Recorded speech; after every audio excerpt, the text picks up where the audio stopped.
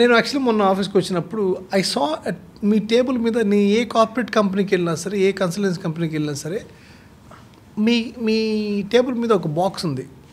Okay okay for helping people అనేసి మన ఏదైనా ఈ ఉడిపి రెస్టారెంట్స్కి వెళ్ళినప్పుడు చిన్న బాక్స్ ఉంటుంది, ఫర్ పూర్ పీపుల్ ఎడ్యుకేషన్ కోసం అని ఓ బాక్స్ చూసా.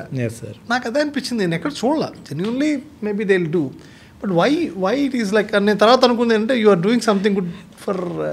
సార్ చెప్పాను కదా ఆల్రెడీ మనకి స్టార్టింగ్లో కొన్ని స్ట్రగల్స్.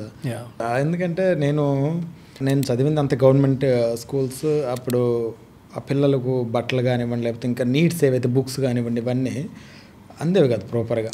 సెకండ్స్లో కొనుక్కోనో చినిగినవో అలానే మూవ్ అయ్యాయి. చాలా రూరల్ ఏరియా అయ్యేసరికి అది ఆ ప్రాబ్లమ్స్ అందరం ఫేస్ చేసాము అప్పట్లో. బట్ ఇది ఎందుకు పెట్టా అంటే దాని వేలో దాన్ని కొన్ని చేస్తున్నాను నేను కొంచెం ఇంప్రూవ్ అయిన తర్వాత మా స్కూల్కి వీటికి. ఇది ఎందుకు పెట్టానంటే సార్ ఏమవుతుందంటే వీసా రాగానే చాలామంది చాలా హ్యాపీగా స్వీట్ బాక్స్ ఒకటి పట్టుకొని వస్తారు. సక్సెస్ అయినప్పుడు వీళ్ళు 800-1000 రూపాయలు ఎందుకు ఖర్చు పెట్టి దీన్ని ఎట్లా ఎందుకు చేయాలని చెప్పేసి అది స్టార్ట్ చేశాను. అది చిన్నది ఒకటి పెట్టి హుండీ లాంటిది.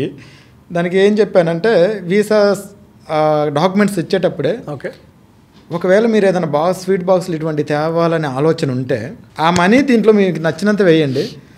అది నేను కొన్ని గవర్నమెంట్ స్కూల్స్ ఉన్నాయి చాలా విలేజెస్లో, రూరల్ ఏరియాస్లో, దేనికన్నా యూజ్ అవుద్ది. వాళ్ళకి బుక్స్ కావచ్చు, లేకపోతే ఏదైనా నీడ్స్ ఏవైతే ఉన్నాయో వాటికి యూజ్ అవుద్ది, దాంట్లో వేయమని చెప్పేసి అప్పటి నుంచి స్టార్ట్ చేశాను.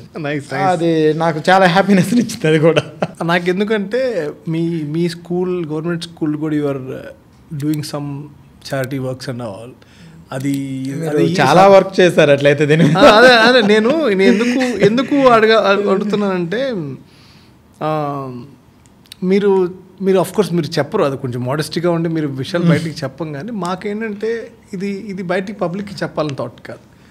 అట్లీస్ట్ చాలామందికి మిమ్మల్ని చూసిన తర్వాత మీ స్కూల్ అవ్వచ్చు, మీ ఊర్లో అవ్వచ్చు, అరే ఐ సీన్ దట్ వెంకట్ గారు ఆ పొజిషన్లో ఉండి చేస్తున్నారు అనేది ఎంతో కొంత మీ సర్కిల్లో ఈ విషయం తెలిస్తే at least they will help something to this people, something to those families. Sir correct.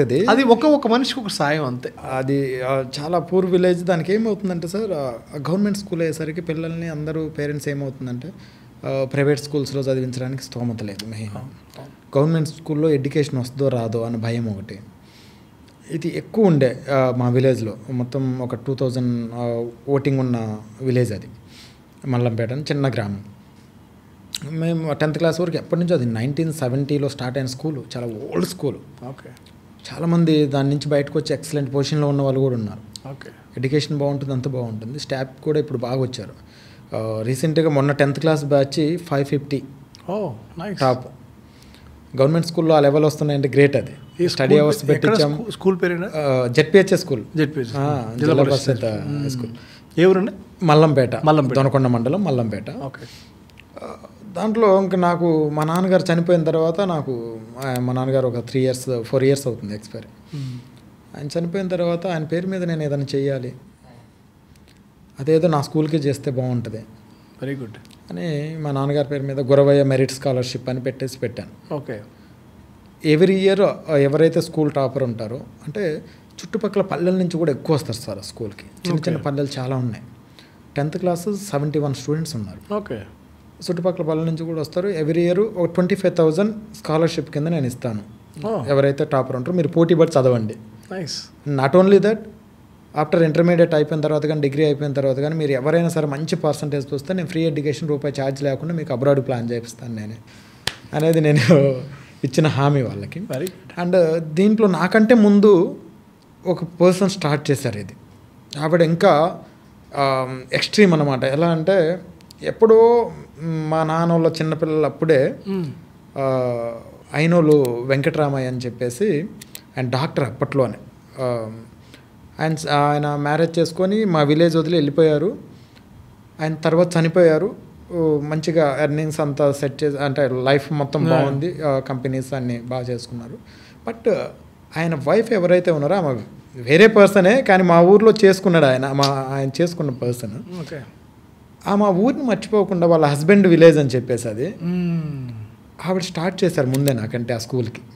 ఏ చిన్న చిన్న నీడ్స్ ఉన్నా ప్రతి ఒక్కటి ముందడుగు. ఓకే. అండ్ ఆవిడ నేను ఒక ఫస్ట్ 10th క్లాస్ టాపర్కి ఆర్ సెకండ్ వచ్చిన పర్సన్కి నేను ఇస్తే ఫస్ట్ వచ్చిన పర్సన్కి ఆమె ఇచ్చేది. ఎడ్యుకేషన్ కంప్లీట్ అయిపోయినంత వరకు మొత్తం ఆమె చదివించేది. 10th అయిపోయిన తర్వాత ఇంటర్, బీటెక్ నువ్వు ఎంతవరకు చదువుతావు అంతవరకు మొత్తం ఆమె చదివిస్తుంది ఇప్పటికీ.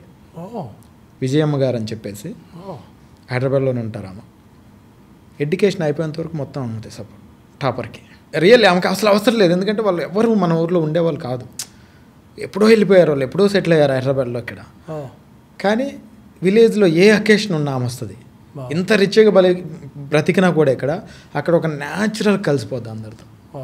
మా స్కూల్కి అంతా హెల్ప్ చేస్తుంది ఇప్పటికి. ఆమెకు నిజంగా ఈ బ్రాడ్కాస్ట్ త్రూ రియల్గా ఆమెకి హార్ట్ఫుల్ థ్యాంక్స్ అనమాట. విజయమ్మ గారు చాలా చాలా థ్యాంక్స్.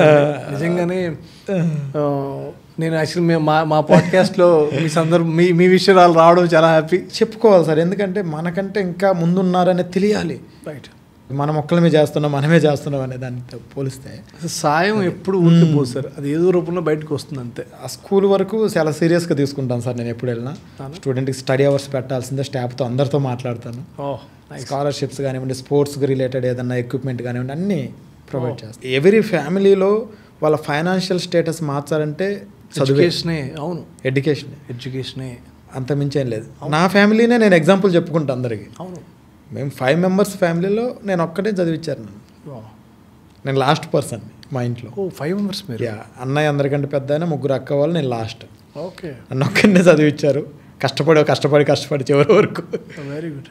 ఈరోజున మా ఫ్యామిలీ మొత్తాన్ని కొంచెం సెట్ చేసుకోగలుగుతున్నామంటే ఒక పర్సన్ చదవబట్టారు. సూపర్. అదే మనల్ని నిలబెట్టేది ఎడ్యుకేషన్. నేను అదే నమ్ముతాను, ఎడ్యుకేషన్ 100% నమ్ముతాను. ఆస్తులు ఎంత సంపాదించినా, ఏది సంపాదించినా క్వాలిటీ ఎడ్యుకేషన్ పిల్లలకి ఇస్తే వాడే లైఫ్ మార్చుకుంటాడు. వండర్ఫుల్.